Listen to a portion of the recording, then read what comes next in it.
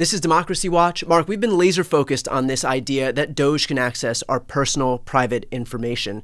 Right now, there are a number of lawsuits that are pending all over the government. We spoke a few days ago about the fact that there was an injunction where a judge blocked the ability of DOGE to be able to access the payment processing systems. Now we have a lawsuit where the American Federation of Teachers filed suit against DOGE to prevent them from being able to access our private information unto itself. We have an update in that case. Can you explain what just happened? Yeah, so a big victory. A federal judge in Maryland has blocked, at least for the time being, while this case proceeds, the ability of the Department of Education and the Office of Personnel Management, OPM, as it's referred to. They're the ones that keep sending out all these emails to people, preventing those two agencies from revealing personal identifying information, confidential personal information with DOGE. I might add, the original lawsuit also sought to block the Treasury Department from doing that, but it turns out in the meantime, another lawsuit blocked the Treasury Department from doing that. So this judge said, I don't need to block the Treasury Department because that's already on hold. So this is just the latest example of how what Donald Trump and Elon Musk and the various other minions who are associated with DOGE and these agencies, that what they're trying to do is being blocked in court. I know it can feel very chaotic, and I think that's actually part of the point, right? That's part of the Trump administration's point, because it's like a rolling process from agency to agency.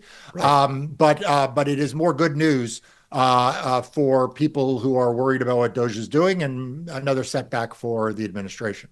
With that said, do you have any concern that these people, that Elon and DOGE, understand that they're going to either suffer at the hands of these judges with temporary restraining orders or preliminary injunctions, and so long as they know to move quickly enough to do whatever they want to do, then they can kind of act first, apologize later, and so they can kind of wreak the havoc that they want to wreak, get access to any personal identifying information that they want to get access to, knowing full well that, okay, we don't have much time because a judge is going to step in, but because a judge can't step in advance of them doing it, that they have a certain amount of time to be able to really get their fingers in this stuff that they wouldn't otherwise have if they just waited. Yeah, I mean, am I concerned that big balls is like one step ahead of the law? Right, yeah. Yeah. Look, yeah, in all seriousness, I am concerned. I am concerned, and we should all be concerned that, as you say, the court system is not a perfect solution to this, right? The court system is a reactive solution. And even when it moves fast, it does not move as fast as others can move. I thought, I don't remember when it was, a few days ago or maybe longer ago, I think it was Elon Musk who said that basically their superpower was they work weekends. Like their ability to move very, very quickly and be ahead of when the courts can schedule hearings and issue injunctions and opinions, should worry us. And it should worry us that the Trump administration continues to feel like they need to be one step ahead, right? I mean, like, you might ask yourself, if this was all on the up and up, if the Trump administration just wanted what was best for the American people, why wouldn't they just announce that this is what they're going to do on a government-wide basis? Put it out, let lawsuits be filed, let those lawsuits litigate themselves through. And if they win, then they can go ahead and do it. And if they can't, if they don't, then they don't do it at all. Like, why are they the ones who keep doing this? And I think it should be concerning to people.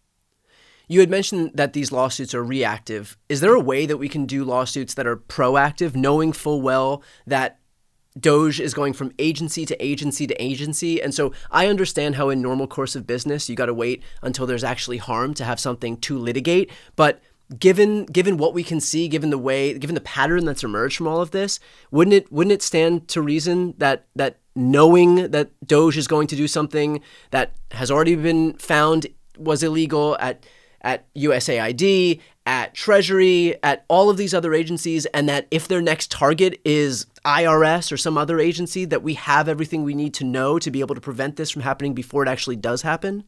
Yeah, it's a really good question. And it's just unfortunately not how the law works. I was just glancing at the opinion that we've been talking about, and the judge in a footnote, lists, here's a lawsuit about the Department of Labor, there's a lawsuit about Health and Human Services, CFPB, goes on and on, the Treasury Department. As you say, it's like agency to agency to agency. But the way the court system works is they're only allowed to hear actual cases and controversies. So they can't anticipate that there'll be a case or anticipate there'll be a controversy. So this is just a structural flaw in what the judiciary can do. But there is a solution to this. And I want people to listen to me with this. It's called Congress. And before any of you start laying blame at any of the Democrats in the House or Senate, I want you to ask yourself, where the hell are the Republicans? They run the show. Speaker Johnson was elected by the Republicans in the House. John Thune was elected majority leader by the Republicans in the Senate. And they are not standing up. They are the ones who could be holding oversight hearings, who could be insisting that this end, but they're not doing it. Instead, when you watch the videos on TikTok or on YouTube, and Brian, I'm sure, you have probably covered this before, like you see these Republican members going to their town halls and being confronted by people who are really pissed off about this. And what are they? They're like, oh, I didn't know. I don't know anything about that. Maybe that's true. Maybe it's not. I mean, like it is the Republicans in the House and Senate who are failing democracy right now, as much as it is Elon Musk or Donald Trump or OPM or any of these agencies. So let's keep our eye on the ball. It's okay to be frustrated with how slowly the courts move, but be angry about what the Republicans in Congress are doing here. And by the way, just to build on exactly that point, and I spoke about this on my podcast this week, this issue of, look, I get that Democrats are in the wilderness right now, that we don't have power to be able to exercise.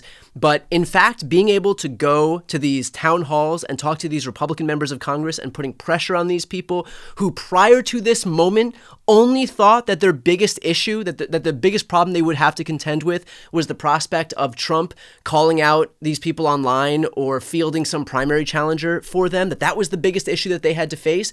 Well, now you have people going to their town halls all across the country, and they're basically saying, forget the prospect of a primary challenge at some untold point in the future. We are the people who elected you directly. And if you don't start standing up for your own autonomy as a co-equal branch of government, if you don't start pushing back against Elon Musk running roughshod against across the entire government, against his efforts to cut cancer funding and Medicaid and Social Security and firing veterans from the VA and on and on and on, then we're going to vote you out. And so you don't even have to worry about the prospect of maybe Trump fielding some primary candidate, because we're the people who are directly responsible for bringing you into office. And it's not just happening at the hands of like these crunchy liberals, right? This is happening in R plus 10, R plus 15, R plus 20, R plus 25 districts. So these are heavily Republican districts. One district that made national news, McCormick, this is a district that's voted Republican every year since 1967. That's 57 years of Republican rule. Again, these people are not coordinating district-wide BLM marches, right? And yet for them to show up at these town halls and basically put the fear of God into these elected officials because they're not standing up to Elon and Trump, I think is exactly what people need to be doing. And the only way, by the way, to your exact point, Mark, that we're going to see some sea change is if more people continue to show up and express their dissatisfaction with what these people are doing. Because otherwise, the only thing that these people have to worry about is if Trump tweets about them or if Elon says he's going to fund some primary challenge. But now we're seeing, for the very first time since the administration started, we're seeing actually these people start to stand up and defend some of their autonomy only because they can see how upset their constituents are in their very own districts. And the thing I can't figure out, and I'm genuinely curious because you've covered this actually more closely than I've followed it, is the reaction of the Republican members of Congress is sort of disbelief. And what I can't figure out is if the disbelief is because they live in a media ecosystem that they actually don't know. Like they actually are not aware what Elon Musk is doing. They are not aware of what DOGE is doing. They're not aware of the impact, as you say, on veterans, on the impact on health, on Medicaid, whether they are unaware or whether they are aware. And they're just playing the game that, frankly, I've always assumed they play in the hallways of Congress, which is, oh, I didn't see that, but they really have, right? They're feigning not being aware. And I don't know if you have a point of view on that, because it is it is sort of shocking that how quickly these members of Congress are sort of taken aback by information being put in front of them. I really do think it's a matter of them having been insulated for so long. They're insulated in the halls of Congress. They're insulated on right-wing media. The voices that are put in positions of power in the administration are all these far-right voices. We just learned that Dan Bongino was named deputy director of the FBI. This is not somebody who is known for nuance. Pam Bondi at DOJ. Kash Patel also above as the FBI director himself. And so Pete these are people... Pete Hegseth at right. Defense. And so these people are insulated from any sense of nuance or measured opinions, and they just get embroiled in this like DC brain rot where they recognize that okay, all of the people in positions above them are of a certain political persuasion, which is to say far right, and really they don't ever have to encounter normal people, because even the people that they speak to in the media who should be hostile to them, the media is there to hold these people to account. They're talking to Marjorie Taylor Greene's boyfriend at Right Side Broadcasting Network. They're talking to Pete Hegseth's co-anchors on Fox and Friends or whatever show he was on. And so of course these people aren't going to be adversarial to them. Of course these people aren't going to be hostile to them. And so this is the only instance where that bubble gets pierced. This hermetically sealed bubble gets pierced, and they actually have to confront people who are impacted by this stuff. They actually have to confront people who aren't millionaire TV anchors led on by billionaire media conglomerate owners. These are regular people who may work in the federal government, who may rely on the NIH doing cancer research, who may be one of the millions and millions and millions of people who rely on Medicaid, who rely on SNAP benefits, who rely on the Children's Health Insurance Program. And so of course these people don't give a shit what Rupert Murdoch has to say, because this is stuff that impacts regular people's lives. And I think it's important because this is the first instance we're seeing of that bubble actually getting pierced and these people actually being held to account for what's happening in DC. Absolutely. And, it's funny. I had Sarah Longwell on my podcast recently. And, when Fox News came up, she said to me, she's like, what people don't realize is Fox News is just the part of the iceberg you can see. So I hope everyone who's just listening heard what Brian said in terms of other outlets. These are outlets you have not probably paid attention to. Probably you're not aware of what right side media is, or what Dan Bongino's background is in all of this. But when people complain about Fox News, they are literally complaining about the part that they see.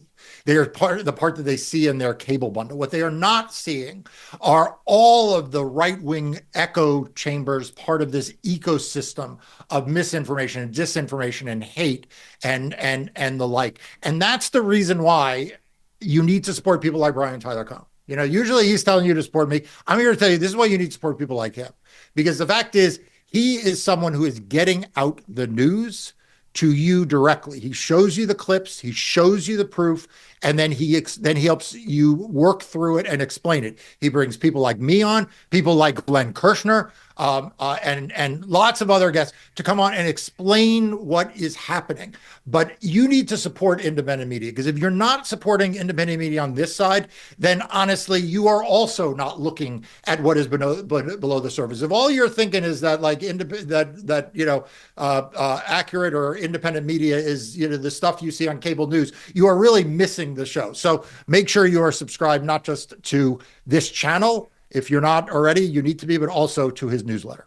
Well, I appreciate that, and I'll use this opportunity in building up this entire left-of-center media ecosystem to, again, promote Democracy Docket. It's the news outlet Marc founded to focus on everything voting elections. Not only a great source of news, but also a great way to support Marc and his team. So I'll put those links right here on the screen. I'm Brian Tyler Cohen. I'm Marc Elias. This is Democracy Watch.